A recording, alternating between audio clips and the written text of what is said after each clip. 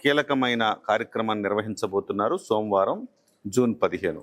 ఎలా ఉండబోతుంది ఆ కార్యక్రమం, ఏంటి ఆ కార్యక్రమ ప్రధాన ఉద్దేశం ఏంటి, ఏం చెప్పబోతున్నారనేది అందరిలో ఉత్కంఠ నెలకొన్నది. సో ఆ అంశం మీద మనతో మాట్లాడడానికి తెలంగాణ ఫైర్ బ్రాండ్ సంపత్ నాయక్ ఉన్నారు. ఆయనతో మాట్లాడదాం. సంపత్ నాయక్ గారు నమస్కారం అండి. సో ఏంటి రేపు నిజానికి పవన్ కళ్యాణ్ గారు మీ తెలంగాణలో అంటే తెలంగాణలో ప్రారంభమైన కార్యాచరణ ఇవాళ ఢిల్లీ దాకా రావటాన్ని ఎట్లా చూడొచ్చు? ఒకవేళ జాతీయ పార్టీ జాతీయ రాజకీయాలను ప్రభావితం చేసే స్థాయిలోకి వచ్చిందంటే ఖచ్చితంగా తెలంగాణనే కారణం అనుకోవాలి. అది చెప్పే ముందు ఎల్లారకు నమస్కారం, అదేవిధంగా సశ్రేయకాల్ తెలుగులో అందరికీ నమస్కారాలు. ముఖ్యంగా నేను ఏం చెప్పాలి, ఎందుకు ఇన్ని భాషల్లో చెప్పారు, ఆంతర్యం ఏంటి? లేదు, నేనేమంటున్నానంటే ముఖ్యంగా మా పార్టీ యొక్క సిద్ధాంతమే ప్రాంతీయతను విస్మరించని జాతీయవాదం. చాలా క్లియర్గా చెప్తున్నాను, ప్రాంతీయతను విస్మరించని జాతీయవాదం. ప్రాంతాల వారీగా మనకి ఎన్నున్నా కానీ, ప్రాంతంలో మనం ఏం చేసినా కానీ ప్రాంతాలను గౌరవించుకుంటూనే, ముఖ్యంగా ఇవాళ మీ కేఎన్టీవీ కానీ లేకపోతే మిగతా ఛానళ్ళు కానీ లేకపోతే ఇక్కడ ఈ ఢిల్లీ కోటలో ఉండి మనం ఈ అశోక్ హోటల్లో మనం ఇంత ఈజీగా ఇంత మనం బాగున్నామంటే మన దేశ స్వతంత్రం గురించి పోరాడి అసువులు బాసిన సుభాష్ చంద్రబోస్ లాంటి వాళ్ళు కావచ్చు, భగత్ సింగ్, రాజ్గురు, సుఖ్దేవ్ లాంటి వాళ్ళు గొప్ప గొప్ప త్యాగధనులతో పుణ్యంతో వచ్చిన ఇవాళ ఈ దేశం ఇది. ఇటువంటి ఈ గడ్డ మీద మొత్తానికైతే మేము ఎందుకంటే ఇవాళ ఢిల్లీ అన్నాను ఓకేనా, మొత్తానికైతే ఇవాళ మనం ఇంత చాలా సంతోషంగా మాట్లాడుకుంటున్నామంటే జాతీయవాదులు ఎవరైతే ఉన్నారో వాళ్ళ ప్రాణత్యాగాలతోని ఇవాళ మనకు వచ్చింది. ఇది ఒకటి గుర్తుపెట్టుకోవాలి. వాళ్ళని మేము స్ఫూర్తిగా తీసుకుంటున్నాయి. ఇవాళ ఏంటంటే ఇటు పోరాటానికైనా కానీ లేకపోతే ఒక హిందూ ధర్మానికైనా కానీ మేము పోరాడుతున్నాం. అదేవిధంగా ప్రాంతాలను విస్మరించకుండా జాతీయవాదం, దాని తర్వాత సంస్కృతులను కాపాడుకోవడం, దాని తర్వాత సాంప్రదాయాలను కాపాడుకోవడం. పదే పవన్ కళ్యాణ్ గారు చెప్పారు. ఏంటంటే పవన్ కళ్యాణ్ గారు కాకుండా మన చరిత్రలో ఎక్కడ చూసినా ఒక 70 నుంచి 100 కిలోమీటర్ దాటుతూనే మనకు సాంప్రదాయాలు అనేవి చేంజ్ అయిపోతున్నాయి. అంత మట్టుకైనా కానీ మనం ఈ దేశంలో భాగం కాకుండా పోం. మనం ఈ దేశానికి భాగంలో ఒకరం, ఈ దేశ పౌరులం, ఈ రాజ్యాంగానికి కూడా మనం కట్టుబడి ఉండాలి. డెఫినెట్గా చెప్తున్నాం. మేము ముఖ్యంగా ఇవాళ తెలంగాణ ప్రాంతం కావచ్చు, లేకపోతే తెలంగాణ నుంచి ఆంధ్రప్రదేశ్ నుంచి కర్ణాటక, తమిళనాడు, అదేవిధంగా కేరళ ప్రాంతం, కేరళ రాష్ట్రం నుంచి, లేకపోతే మిగతా రాష్ట్రాల నుంచి కూడా సౌత్ ఇండియా అంటే ఇటు సైడ్ నుంచి ఈ రాష్ట్రాలలో ఎక్కడెక్కడ అయితే ఉన్నామో మేమందరం జాతీయతకు ఇప్పుడు కొత్త తరం ఒకటి జెన్జీ అనేది కొత్తగా వస్తున్నది. అంటే ఇప్పుడు జెన్జీలను కూడా మైండ్ సెట్ను చేంజ్ చేసే విధంగా కొంతమంది కుతంత్ర రాజకీయ గరుడ గద్దల లెక్క లేకపోతే మొసలు వలయం లెక్క వాళ్ళ మెదడు నుంచి తొలిచివేయడానికి, కొత్త తరాన్ని పక్కదారులు తీయడానికి కూడా ఒక రకమైన రాజకీయం జరుగుతుంది. ఆ రాజకీయాన్ని సమూలంగా లేకపోతే పక్కన పెట్టాలని చెప్పేసి, లేకపోతే దేశ రాజకీయాలను లేకపోతే దేశం పైన ఉన్న గౌరవం పెంపొందించడానికి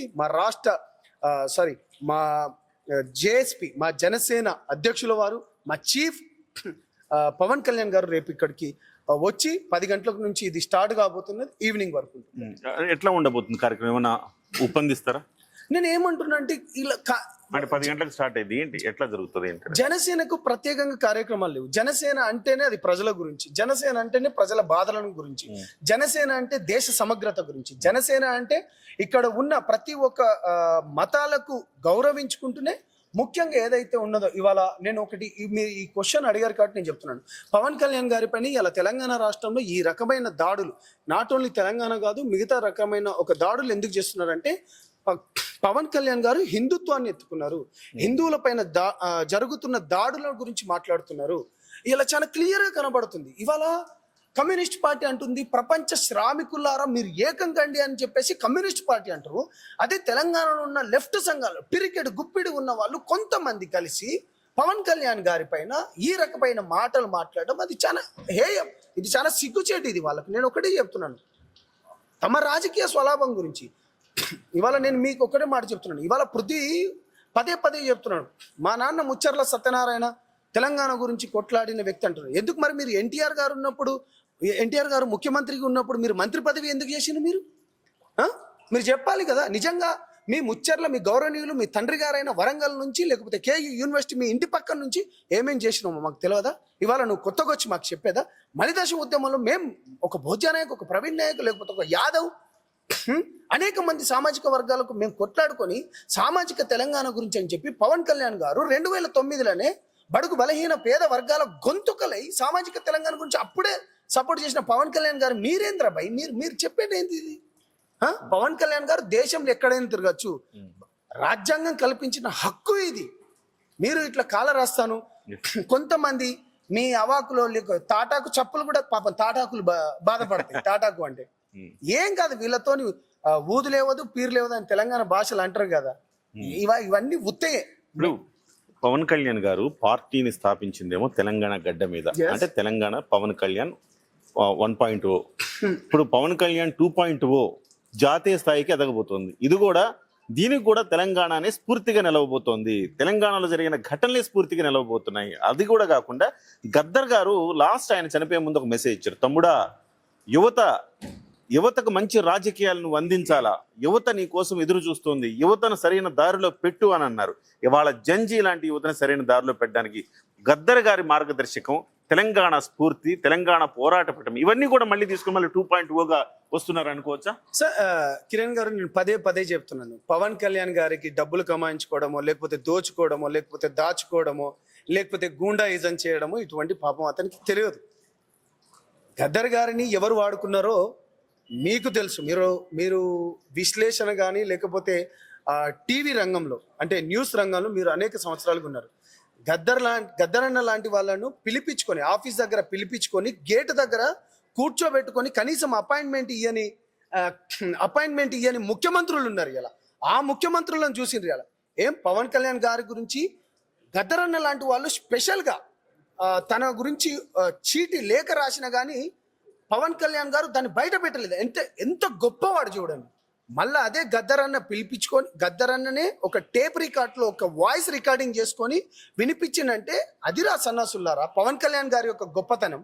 నేను అది చెప్పదలుచుకున్నాను. నేను బాజాబ్తా చెప్తున్నాను, సామాజిక తెలంగాణకై లేకపోతే బడుగు బలహీన వర్గ పేద బిడ్డల గొంతుకలకై ఇవాళ కొత్త తరాన్ని బయటికి తీసుకొని వస్తున్న పవన్ కళ్యాణ్ గారి బాటలో మేమందరం ఇవాళ నూనుగు మీసాల యువకులం. మేము ఇవాళ కొత్త తరం, ఇవాళ తమ్ముడు కావచ్చు లేకపోతే మిగతా వాళ్ళు గారు కావచ్చు లేకపోతే నాలాంటి ఒక గిరిజన బంజారా బిడ్డకు లేకపోతే ఒక ఎమ్మెల్యే పదవి, ఇలా తెలంగాణ గురించి మేము ఇంత కొట్లాడిన కేసీఆర్ మరి తెలంగాణ బిడ్డలకు ఎమ్మెల్యే పదవి ఇచ్చిందా? ఉస్మానియా యూనివర్సిటీ నుంచి నేను అడుగుతున్నా, ఒక ఉస్మానియా బిడ్డగా కొన్ని కేసులు వేసుకొని జైల్లోకి పోయినాడు. వాళ్ళ ఇంట్లోకి వెళ్ళి ఎవరు జైలుకు అంటే వాళ్ళు కనీసం వాళ్ళ ఇంట్లోకి వెళ్ళి 1300 మంది విద్యార్థులు బలిదానైనక అమరులైనరు కదా. వాళ్ళ గురించి మీరు ఏం చేసిండ్రో చెప్పాలి కదా. ఇలా ఆ బిడ్డకు ఇలా కవిత, ఓ అమ్మ కవితమ్మ, నీకు మాట్లాడే అర్హతనే లేదు, నువ్వు డిస్క్వాలిఫైడ్, నువ్వు ఓడిపోతే ఎమ్మెల్సీకి ఇచ్చిండ్రు నీకు మీ డాడీ. ఇదే ఢిల్లీ గడ్డలో అన్ని నువ్వు లిక్కర్ రాని అనుకొని చెప్పి మేం చెప్పలేదు. యావత్ తెలుగు రాష్ట్ర ప్రజలతో పాటు దేశం మొత్తం లిక్కర్ డాన్ అన్నది మేమన్నామా? ఇవాళ నువ్వు మాట్లాడతావు ఇవాళ పవన్ కళ్యాణ్ గారి గురించి. మొన్న నీ సభకు పోతే కనీసం జనాలు లేరు నీ దగ్గర. సో నేనేమంటున్నంటే పవన్ కళ్యాణ్ గారిని ఎవరు ఆపలేరు. పవన్ కళ్యాణ్ గారు అందరి లాంటి వాడు. పవన్ కళ్యాణ్ తమిళులకు చెందినవాడు, పవన్ కళ్యాణ్ కన్నడిగులకు చెందినవాడు, పవన్ కళ్యాణ్ రాజస్థాన్ లాంటికి చెందినవాడు, పవన్ కళ్యాణ్ తెలంగాణ బిడ్డలకు సంబంధించినవాడు. ప్రతి ఒక్కడు దేశంలో ఎక్కడైనా వస్తాడు, దేశంలో ఎక్కడైనా మేము పోటీ చేస్తాం, ఎవరు అడ్డుకునేది లేదు. ముఖ్యంగా మేము